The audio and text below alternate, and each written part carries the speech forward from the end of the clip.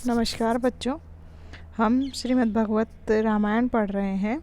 वाल्मीकि रामायण बालकांड का प्रथम सर्ग हम पढ़ रहे थे, जिसमें हमने 25 श्लोक तक अध्ययन कर लिया। जहाँ तक हमने ये पढ़ा कि नारद मुनि महर्षि वाल्मीकि को श्री राम के गुणों के बारे में बता रहे हैं, और उन्होंने यह भी बताया कि जब वे वनवास जा रहे थे तो उनके छोटे भ्राता लक्ष्मण ने उनका अनुसरण किया। उसी के आगे और हम आप पढ़ते हैं। नारद मुनि बता रहे हैं, भ्रातरम दयितो भ्रातुः सो भ्रातम अनुदर्शनयन रामस्य दयिता भार्या नित्यं प्राण समाहिता जनकस्य कुले जाता देव मायेव निर्मिता सर्वलक्षण संपन्ना नारी नाम उत्तमा वधू सीतामपि अनुगता रामं शशिनं रोहिणी यथा पौरै अनुगतो दूरम पित्रा दशरथेन च। कह रहे हैं कि जिस प्रकार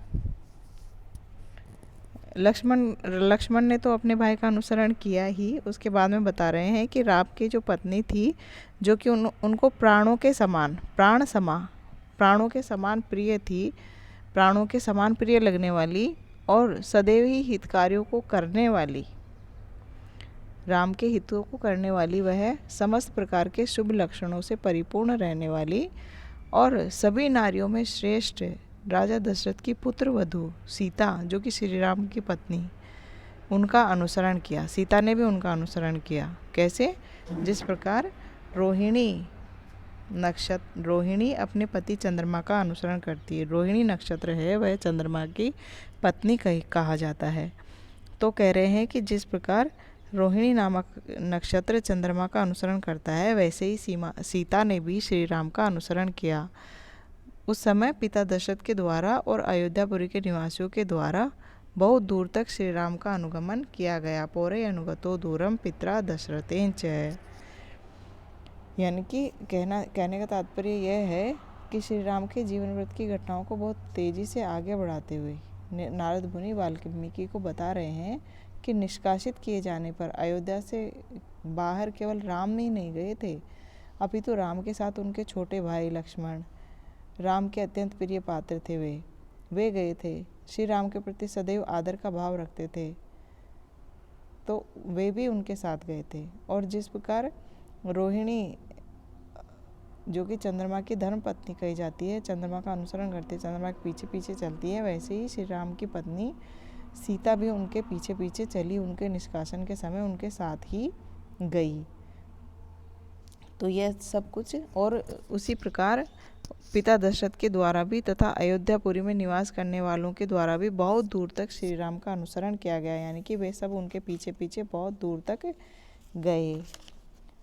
फिर बता रहे हैं नारद मुनि, श्रृंगवेर पुरे सुतम गंगा कुले व्यसर्जयत गुहम आसाद्य धर्मात्मा निषादा अधिपतिम प्रियम। की धर्मात्मा और श्रृंगवेरपुर है, यानी कि श्रृंगवेरपुर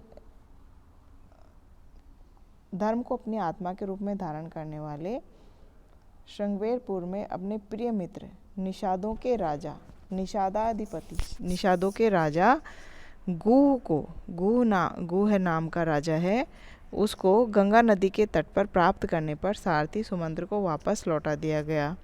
नारद मुनि बहुत शीघ्रता से राम की कथा वाल्मीकि को सुना रहे हैं संक्षेप में, कि जो जो घटनाएं हुई। तो वह कह रहे हैं कि वहाँ बहुत दूर तक तो वे लोग गए, वहाँ उनके पीछे पीछे, और बहुत दूर वहाँ निषादों के राजा के पास जाकर, गुह के पास जाकर गंगा नदी के तट पर सारथी को वापस लौटा दिया। जिस रथ में वह गए थे, उस रथ के सारथी सुमंत्र को उन्होंने वापस लौटा दिया, उसके लिए अयोध्या के लिए वापस भेज दिया उन्होंने। फिर बता रहे हैं, गुहेन सहितो रामो लक्ष्मणेन च सीतया ते वनेन वनं गत्वा नदी तीर्त्वा बहुदत्कः चित्रकूटम अनुप्राप्य भारद्वाजस्य शासनात् रम्यवासथं कृत्वा रममाणा वने त्रये। कि उन राजा, निषादों के राजा गुह के द्वारा उनके साथ गुहेन लक्ष्मणेन सीतया च सहित है, यानी कि गुह, लक्ष्मण और सीता के साथ में वे राम वनम गत्वा बहु उदका नदी ही तीर्थवा, कि वन में दूर जाकर, दूसरे वन में जाकर और बहु उदका यानी बहुत बड़ी मात्रा में पानी से भरी हुई नदी को तीर्थवा पार करके, बहुत बड़ी नदी को पार करके यानी कि गंगा नदी को पार करके, सुंदर रम्य आवसतम कृत्वा, रमणीय सुंदर पर्णशाला बनाकर वे तीनों वहाँ पर रहने लगे। राजा के साथ उन्होंने उस गुह नामक राजा के साथ में उन्होंने गंगा नदी को पार किया और वहाँ पर वे एक पर्णशाला बनाकर वहाँ पर रहने लगे। गंगा नदी को पार करके उस ओर रहने लगे। इसमें इन्होंने चित्रकूट नाम भी बताया है कि गंगा नदी को पार कर और महर्षि भारद्वाज के से निर्देश प्राप्त करके चित्रकूट नामक स्थान पर गए और वहाँ पर पर्णशाला बनाकर वे वहाँ पर रहने लगे। सह साकम सार्धम समम के अर्थ का प्रतिबोध कराने वाले सहित शब्द के योग में गुहेन, लक्ष्मणेन, सीतया, इन तीनों में तृतीय विभक्ति का प्रयोग किया गया है। तो ये उनके साथ वहाँ पर जाकर रहने लगे।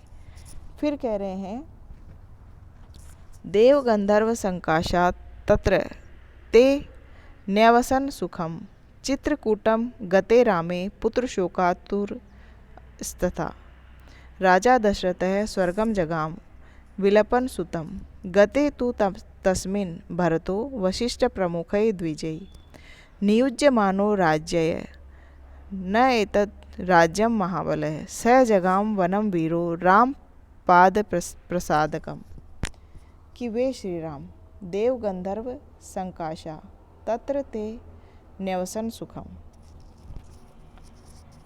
वे श्री राम, ते यानी वे, कौन? श्री राम, वे देव गंधर्व संकाशा,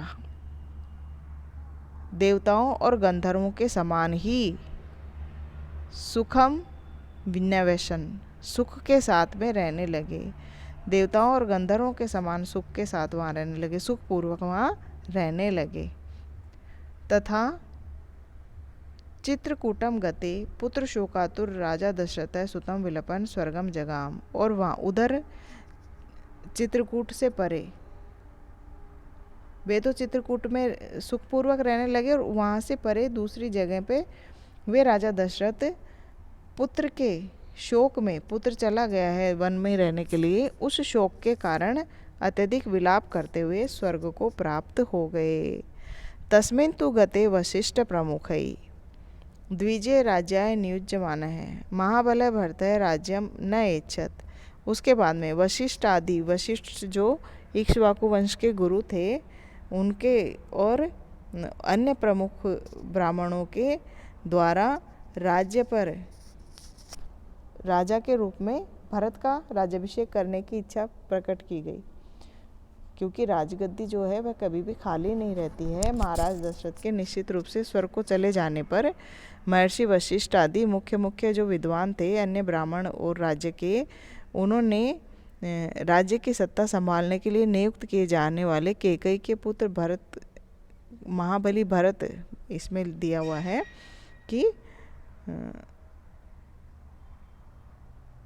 महाबल है भरत है, महाबली भरत जो बहुत बलवान था, ऐसे भरत को महान बलशाली होने पर भी राज्य को प्राप्त करने की इच्छा लेकिन भरत की नहीं थी। उन्होंने उसको राज्य पर नियुक्त किए जाने वाले उन भरत की इच्छा नहीं की उन्होंने, अपितु पूजनीय श्री राम को प्रश्न करने के लिए वह महापराक्रमी भरत भी वन की ओर चला गया। पिता के देहांत के बाद में वह राज्य को लेने की इच्छा नहीं की उसने, और राम को प्रसन्न करके वापस लौटा लाने के लिए वन में चल दिया भरत भी।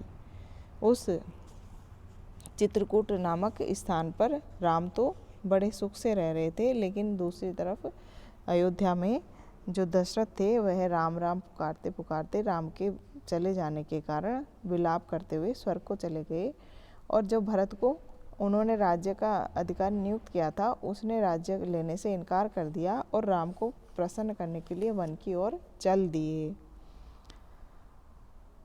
गत्वा तु सह महात्मानम रामम सत्य पराक्रमम अयाचत भ्रातरम रामम आर्य भाव है पुरस्कृत है, कि उस भरत ने आर्य भाव पुरस्कृत अपने पूजनीय भाई श्री राम के प्रति आदर को प्रकट करते हुए,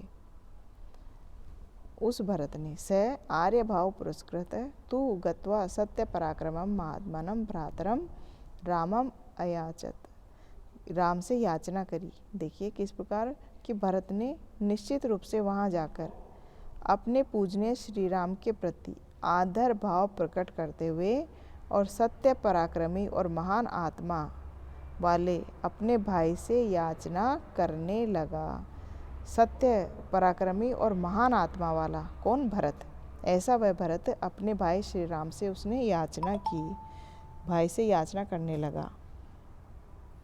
क्या याचना करी? देखिए, त्वमेव राजा धर्मज्ञ इति रामं वचो अब्रवीत रामो अपि परम आदरः सुमुखः सुमहायशः न च इच्छत पितु आदेशाद राज्य रामो महाबलः पादुके च अस्य राज्याय न्यासम दत्वा पुनः पुनः, कि धर्मज्ञ, हे कर्तव्य अकर्तव्य रूपी धर्म के ज्ञाता, हे कर्तव्य अकर्तव्य रूपी कर्तव्य अकर्तव्य के ज्ञाता, आप ही निश्चित रूप से अयोध्या के राजा हो। भरत ने क्या याचना करी कि हे कर्तव्य और अकर्तव्य धर्म के ज्ञाता, कि क्या करना चाहिए और क्या नहीं करना चाहिए, ऐसे धर्म के ज्ञाता आप हो, आप ही अयोध्या के राजा हो। इस प्रकार के वचन भरत ने श्री राम से कहे।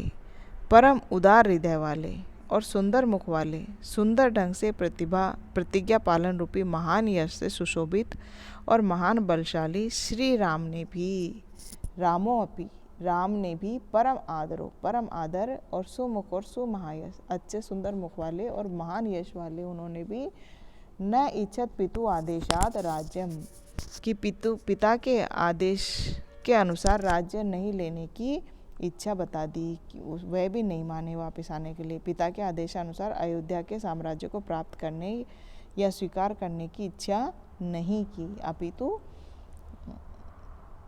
भरत को राज्य चलाने के लिए पादुके च अस्य राज्याय न्यासम दत्वा, राज्य चलाने के लिए प्रतीकात्मक रूप से धरोहर के रूप में अपनी चरण पादुकाएं देकर बार बार समझाते हुए, दत्वा पुनः पुनः, बार बार समझाते हुए। अब क्या कहा ये आगे बताएंगे कि उनको बार बार समझाते रहे, अपनी चरण पादुकाएं उन्हें दे दी, परंतु वे किसी भी हाल में वापस अयोध्या नहीं लौटे, क्योंकि पिता की आज्ञा 14 वर्ष के वनवास को पूर्ण करने से पूर्व किसी भी अवस्था में अयोध्या नहीं लौटना चाहते थे श्री राम। तो क्या क्या कहा? निवर्तय मास ततो भरतम भरताग्रज है स कामम अववानव अपि एव राम पादाउ स्पृशन नंदीग्रामे अकरोद राज्यम रामागमनम आकांक्षया गते तु भरते श्रीमत् सत्यसंधे जितेन्द्रिय रामस्तु पुनः आलक्ष्य नगरस्य जनस्य च तत्र आगमनके अग्रो दंडकान प्रवेश है। इसके बाद में उसने भरत को अनेक प्रकार से समझाकर लौटाया।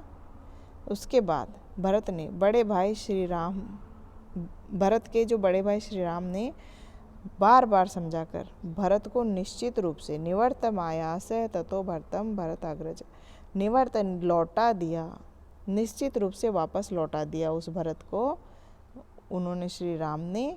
और राम के अयोध्या वापस लौटने की अपनी कामना की पूर्ति में भरत ने भी श्री राम के वापस अयोध्या लौटने की अपनी कामना की पूर्ति में सफलता प्राप्त नहीं होने के कारण श्री राम के चरणों का पास में जाकर स्पर्श किया। रामम पादाओ स्पर्शन, उनके पास में जाके पैरों का स्पर्श किया। और इसके बाद भरत ने श्री राम के वापस अयोध्या में आगमन की संभावना और आकांक्षा अपने मन में रखकर नंदीग्राम में ही निवास करते हुए शासन चलाने का कार्य किया। जैसा कि हम सभी जानते हैं, भरत के चित्रकूट से चले जाने पर शोभा और ऐश्वर्य से संपन्न, सत्य प्रतिज्ञा को धारण और पालन करने वाले, अपनी ज्ञानेंद्रियों तथा कर्मेंद्रियों पर विजय प्राप्त करने वाले, एक निश्चित अवस्था में अपने अंतःकरण को नियंत्रित रखने वाले श्री राम ने निश्चित रूप से अयोध्या नगर के निवासियों के तथा भरत के बार बार वहाँ पर चित्रकूट में आने का विचार करके दंडक अरण्य के अंदर, उसके भी अंदर आगे घने प्रदेश में प्रवेश कर गए। वे वहाँ पर उन्होंने क्या सोचा कि ये तो बार बार यहाँ आते रहेंगे, कभी भरत और कभी अयोध्या के निवासी, तो उन्होंने उस चित्रकूट को छोड़कर दंडक वन के घने प्रदेशों में अंदर प्रवेश कर गए ताकि कोई उन्हें ढूंढ ना पाए और वे वनवास का जो अपना समय है वह अच्छे से वहाँ पर बिता सकें। तो इस प्रकार हमने देखा राम और भरत के आपसी त्याग का, हमने ये वृतांत यहाँ तक पढ़ा जो कि नारद मुनि महर्षि वाल्मीकि को बता रहे हैं ताकि महर्षि वाल्मीकि रामायण की रचना कर सकें। तो ये सब उन्होंने बताया। इसके आगे जो आगे का वृतांत है वो हम आगे की कक्षा में पढ़ेंगे।